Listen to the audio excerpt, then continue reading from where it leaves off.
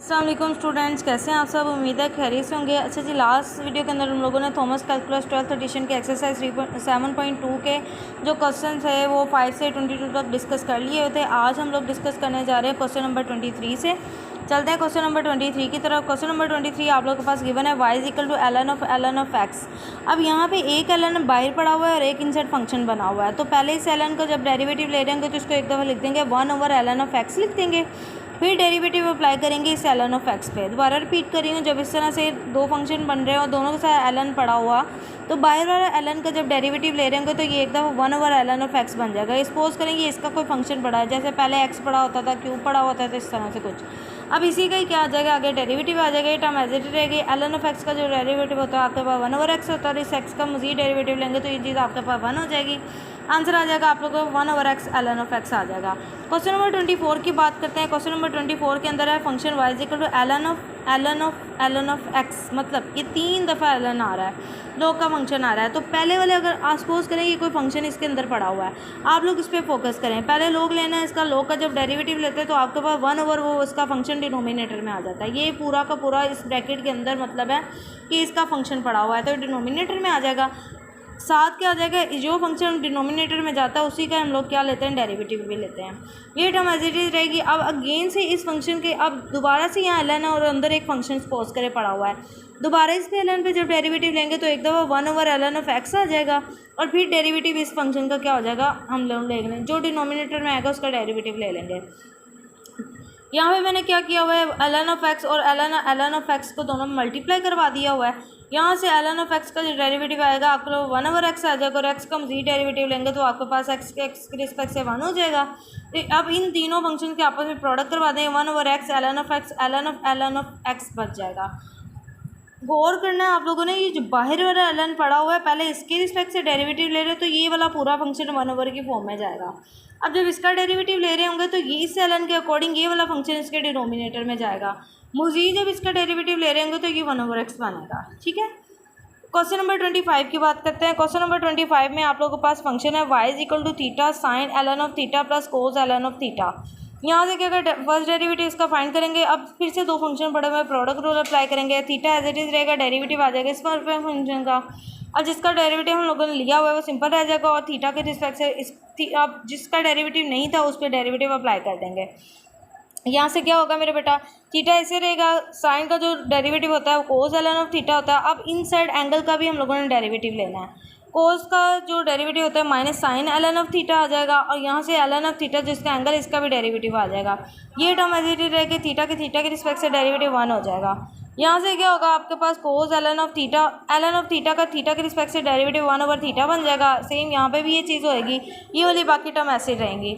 जब इस थीटा को मैं इससे भी मल्टीप्लाई करवाएंगे, इससे भी मल्टीप्लाई, ये थीटा इससे भी कैंसिल हो जाएगा और ये थीटा भी इससे कैंसिल हो जाएगा। आप लोगों ने ये टर्म लिख लेनी है कि ये थीटा को इससे साथ मल्टीप्लाई करवा रहे हैं और इससे भी मल्टीप्लाई करवा रहे हैं। ठीक है, अब यहाँ से आपके पास बचेगा cos ln of theta minus sine ln of theta, यहाँ से plus sine ln of theta plus cos ln of theta, plus और माइनस का साइन आपस में कैंसिल आउट हो जाएंगे। आपके पास कोस ये दो बचे हैं, इनके कोएफिशिएंट ऐड करें तो ये 2 time cos ln of theta बन जाएगा। क्वेश्चन नंबर चलते हैं क्वेश्चन नंबर 26 की तरफ। क्वेश्चन नंबर 26 के अंदर आप लोग फंक्शन दिए हुए हैं y is equal to ln of secant plus tan theta. यहाँ पे हम लोग क्या करेंगे, लॉग फंक्शन के अकॉर्डिंग पहले 1/सीकन थीटा प्लस टैन थीटा लिख लेंगे। अब इसी का क्या ले लेंगे, डेरिवेटिव ले लेंगे। ये टर्म एज इट इज रहेगी, इन दोनों पे हम लोग डेरिवेटिव अप्लाई करेंगे। सीकन थीटा का डेरिवेटिव होता है सीकन थीटा टैन थीटा।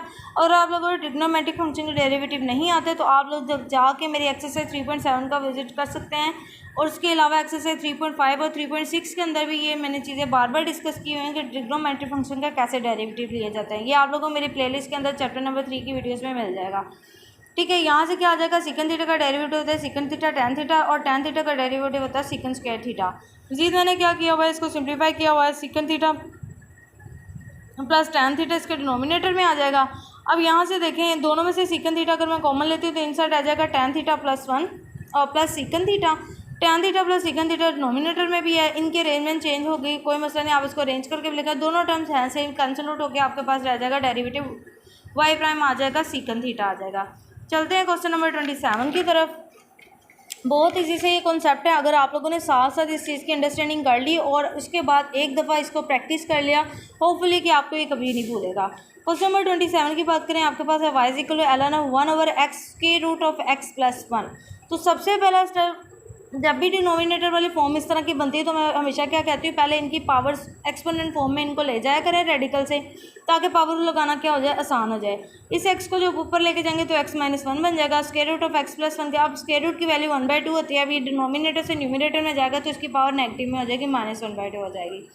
अब क्या करें, लॉग की प्रॉपर्टी होती है, ये आप लोगों ने 9th क्लास में सीखा हुआ है। चैप्टर नंबर 3 के अंदर एक्सरसाइज 3.3 आती है 9th क्लास की बुक में, अगर मैथ की फॉलो करें साइंस ग्रुप की, तो उसके अंदर आप लोगों को लॉग फंक्शन की प्रॉपर्टीज़ बहुत अच्छे से डिस्कस की हुई हैं कि लॉग अगर दो प्रोडक्ट हो रहे फंक्शन का आ रहा है तो फिर ये प्रोडक्ट जो होती है प्लस में चेंज हो जाती है और लॉग दोनों पे अप्लाई हो जाता है। मतलब ये लॉग x माइनस 1 पे आ जाएगा, प्लस आ जाएगा log x प्लस 1 की पावर -1/2 का। दो चीज़ें प्रोडक्ट हो रही हो और उनका log आ रहा हो तो आप लोगों ने क्या करना है, log के फंक्शन की प्रॉपर्टी ये होती है कि प्रोडक्ट आप जो होती है मल्टीप्लिकेशन जो होती है वो प्लस में चेंज हो जाती है। ठीक है, यहाँ से आप लोगों का फंक्शन बन जाएगा ln ऑफ x माइनस 1।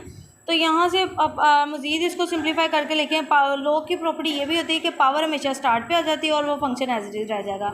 यहाँ से भी पावर स्टार्ट पे आ जाएगी और फंक्शन एज इट इज़ रहेगा। मैंने अभी तक यहाँ पे कोई डेरिवेटिव नहीं लिया, ये वैसे ही कटिंग हुई है, डेरिवेटिव नहीं, अभी सिर्फ मैंने लॉग की प्रॉपर्टी ने इसको रिजॉल्व किया है। अब हम करेंगे डिफ्रेंशिएट। -ln ऑफ x का डेरिवेटिव माइनस तो ऐसे रहेगा, ln ऑफ x का डेरिवेटिव 1/x हो जाएगा। यहाँ से पहले हम 1/, की फॉर्म में इसको ले जाएंगे, 1/2 पहले कॉन्स्टेंट स्टार्ट पे रहेंगे कोफिशिएंट इसका, और x प्लस 1 डिनोमिनेटर में चलेगा और x प्लस 1 का हम लोग ले लेंगे डेरिवेटिव। x का x के रिस्पेक्ट से डेरिवेटिव तो हो जाएगा 1, कॉन्स्टेंट का हो जाएगा 0। तो सिंपल आप लोगों के पास यही टर्म बच जाएगी। मजीद मैंने यहाँ से एलसीएम लिया हुआ है 2x और x प्लस 1 का। अब जिसके डिनोमिनेटर में से जो टर्म मौजूद होगी वो आपस में कैंसिल होकर बाकी वाले मल्टीप्लाई हो जाएगी। इसके डिनोमिनेटर x है तो x के अलावा 2x प्लस 1 इससे -1 से मल्टीप्लाई करवा दिया। इसके डिनोमिनेटर 2x प्लस 1 पड़ा हुआ है तो मतलब x इससे मल्टीप्लाई करवा दिया। मुझे सिंप्लीफाई करें, 2 को इन दोनों से मल्टीप्लाई करवा के रख दिया। यहाँ से क्या हो जाएगा, 2x और x मिलके -3x -2 ओवर आपके पास 2x x प्लस 1 आ जाएगा। मजीद इसमें से माइनस कॉमन लिया तो आपके पास रह जाएगा 3x plus 2 over 2x x plus 1। तो ये आप लोगों के पास क्वेश्चन नंबर 27 का डेरिवेटिव आ गया।